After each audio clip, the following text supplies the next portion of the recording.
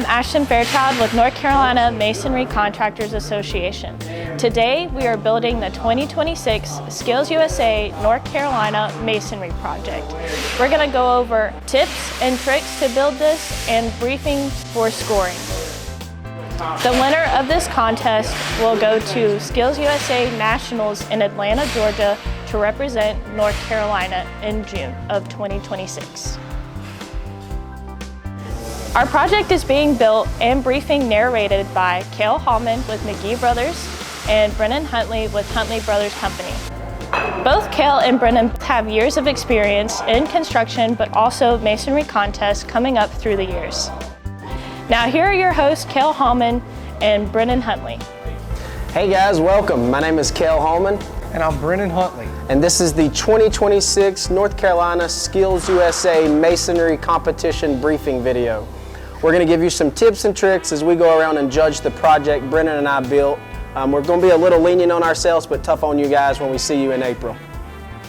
Brennan and I are ready to start judging, and when we arrive to your wall, this is what we want to find. This is what the judges want to see. We need your level right on top of the wall, and whatever tool you want us to measure with, or whichever tool you used, either your ruler or your tape measure. We'll use whichever one you leave, so make sure you leave the one you won't use. We're going to start with plumb. There's going to be 5 points that we plumb from. A, B, C, D, and E. We will stay back 1 inch from each corner when we plumb it, and every 1/16 of an inch will be 1 infraction. We have a gauge that checks every 1/16 of an inch. We're going to take the largest place at each corner, and that will be the infractions you get. Each 1/16 is an infraction. So Brennan, let's start with corner number A. Let me make sure my level is plumb and we're good there. So look for any measurements or infractions. There's one right there. 1 infraction there, so corner B. 1 inch off the corner, level's plumb.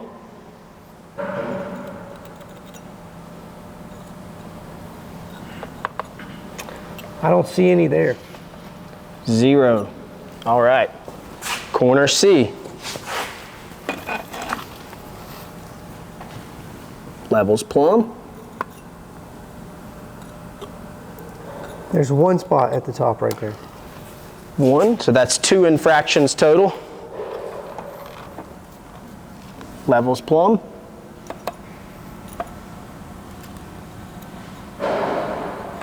0. 0 there.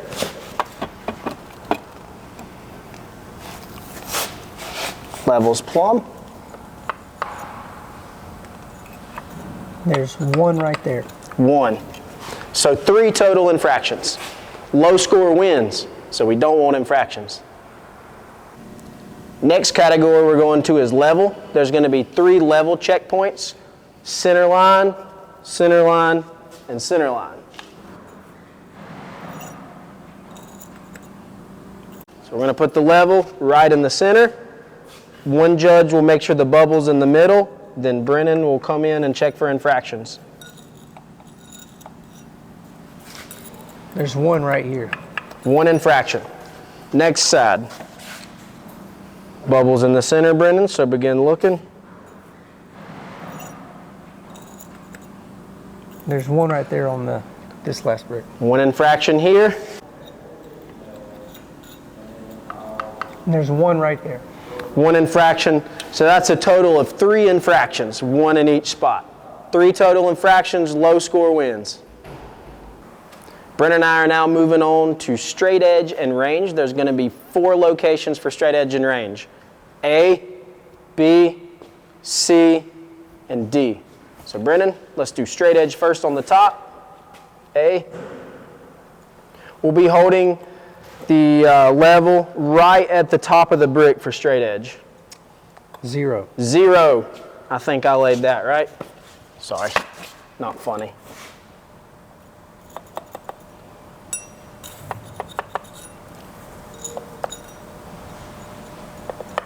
1. 1 there. Unfortunately, that was my corner.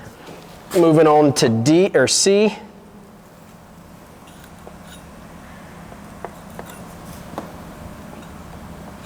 1 at the top. Also right there at the top. So we're at 2 infractions so far.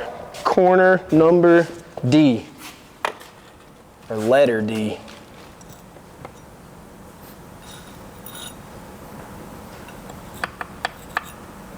One right there. 1.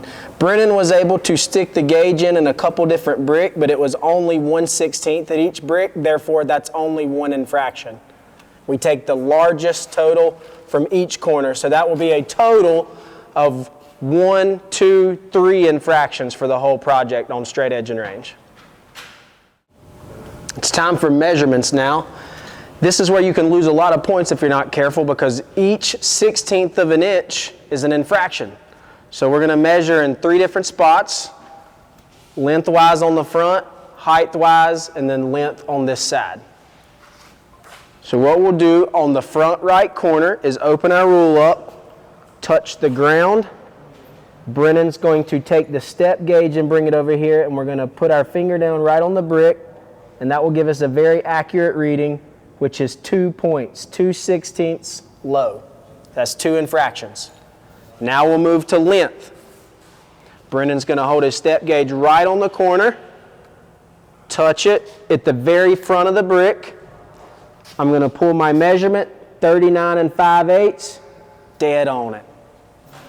I'm glad to see I did something right. All right, now we'll check this side, right on the front. Brennan's holding his step gauge again. We need 23 5/8, and we're dead on it again, 23 5/8. So for measurements, we had a total of 2 infractions. Again, low score wins, so we don't want infractions. The next category to be judged is going to be full and uniform joints. This one is going to be done throughout the competition and after the horn sounds and you leave your competition station. The judge will be making multiple passes while you're laying to look for voids in your wall. He'll be looking to see if you spread your mortar properly and butter your brick properly. Once you're out of the panel, he'll come back and make one final pass and look for uniformity of your joints.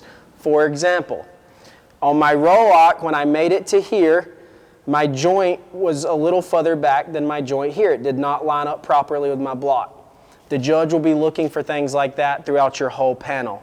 Also, on the top of my roll lock, this joint is a little tight, whereas these joints in this area got a little bigger as I had to open up. As you can see here, I wasn't on bond, so I had to open up. That may result in multiple infractions. Really watch your joints. Make sure you're buttering and spreading your mortar efficiently and properly.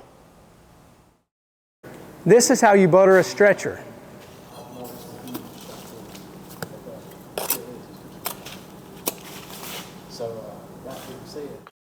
And this is how you butter a roll lock.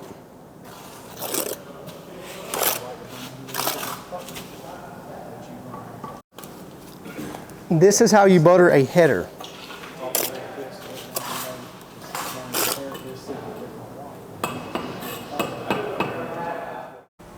We're now moving on to correct design. In the trades industry, it is really important that we build our projects per plan. So for this one, every single unit not laid correctly according to plan, brick or block, is going to be an infraction, right? So for example, down here with our half block, it has a sash in it. The hole needs to be open so we can drive our fork in, and the sash needs to be pointed down, not this way so we see the sash here. Your sashes must be pointed down, your holes must be open all the way through. That's a 1 infraction for each block not laid properly. Same with our brick. Everything must be done as per plan. Okay, so Brennan and I are getting down to the nitty-gritty of the judging. We're going to be looking at tooling and neatness now. This is whether the joints are struck properly, whether there's any smears, chip brick, etc., and the overall appearance of your project. This will be around the entire project, sides, front, back, inside corners, everywhere. So, for example, one brick in particular that I've noticed on the front that could result in an infraction is going to be this here. There's some smearing done to this wall. We'll also be checking the joints, whether they're struck clean and properly and brushed well. you are only allowed to use a dry brush and a joiner. No sponges, burlap sacks, no spraying with water, minerals, other oils, only a dry brush and only your joiner. That's it. So Brennan, this one brick on the front, this smeared, what about around the back? You got anything for us? We have this one brick right here that has some mortar smeared on the top. And we also have 2 joints back here on the back that could have been struck again to make them look nice. So we got a couple smeared brick. It has been a while since I've been in the field laying brick, so forgive me there. A couple smeared brick and then a couple joints that just weren't struck well. What we're also going to be looking for is, you can see this wall's cleaned up very nicely around the bottom. We do not want to see mortar piled high, splashed against the block. You need to finish your wall in time to clean around it, even clean as you go. But scrape up the mortar, set it under your mortar pan, brush around your wall, make it look very nice and neat. Overall, really good wall, but a couple areas with tooling and neatness that are going to result in some infractions. In the real world in masonry, we have a saying that nobody gets paid unless brick get laid. And if your trowel ain't burning, you ain't earning. So we're to the category of production. The reality is, if you don't finish the wall, you're going to lose points. You're going to get some infractions. So we want to make sure that every single brick and block is laid. For every single unit not laid will be 1 infraction per unit not laid. This wall here, everything is done. We'll count the amount of bricks on the roll lock and in the project to make sure everything is laid. This one, perfect score. 0 infractions. And now we're finally down to the most important category for all tradesmen, to be able to get home to our families safely every day. In this category, we're going to be looking at several different things. We have a block set up here where you can store your tools as you're not using them, so there's no tripping hazards. So we will be looking for tripping hazards, such as you're laying your panel, if you checked your measurements and then left your rule here, that would qualify as a tripping hazard and an infraction. Same with your level. If you were checking your corner and then just kind of left your level laying out, this could result in a tripping hazard, which is an infraction. We recommend that you store your tools either in the block that we give you or in your pockets after each use. Just make sure there's nothing on the ground for tripping hazards. Likewise, we're going to be looking for safety glasses. You must wear safety glasses the entire competition. Now, if you get hot and sweaty, you're welcome to remove them, wipe your face, put them back on. That will not be an infraction. If, however, you move them to the top of your head, wipe your eyes, and then continue laying brick and forget to put your glasses back on, that will be infractions. Right? Next, we're going to be looking at your shoes or boots. In this case, you need a leather boot. We do not require steel toe for this, but you must wear a hard sole leather boot. If during the competition your feet get very tired and you want to change to flip Crocs or barefoot, not a good idea. Must be hard sole leather shoes the entire time. Also, we're going to be looking for phones or electronics. You are not allowed to have any electronic devices in your competition area while laying. You can't have your phone in your pocket, earbuds in, no smartwatches, etc. No electronic devices during the competition. All of these things we've talked about can and most likely will be infractions if you're caught doing them in the competition. So stay safe, stay healthy. We want to make it home to our families every day.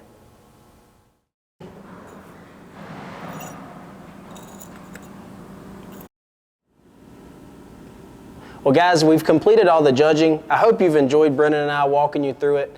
As promised, we're going to give you guys a few tips and tricks, starting with Plumb. So when it comes to Plumb, if you realize that there's just no way for you to finish the wall, you're tired, exhausted, you're down to the final few minutes, and you're just not going to get your roll lock put in time, we recommend that you lay each of your 4 corners. This corner brick, this corner brick, and this corner brick. What that will allow us to do, the brick will be there for us to plumb it, like so. As long as the corner brick is laid, we can plumb it. It will also allow us to measure from the bottom to the top of this brick. It will allow us to measure from this brick to this brick and from this brick to this brick. So that could save you a lot of points by having those 4 corner brick laid. With that being said, there is a max of 30-point infraction per category. So while you may get your 4 corners laid, when it comes to level, if any of these center brick are missing, any brick that are missing will result in a 30-point infraction, which is your max tolerance. That's going to be very hard to win the competition if all your brick are not laid for the level category. Kel, Brennan, thank you so much for doing this video, building the project. Y'all did a fantastic job. Students, we're so looking forward to seeing y'all on April the 16th in Greensboro for the State SkillsUSA Masonry Contest. Get in the shop, start practicing. Your instructor is there for a reason. Give them an opportunity to train y'all and ask any questions you need. We look forward to seeing y'all.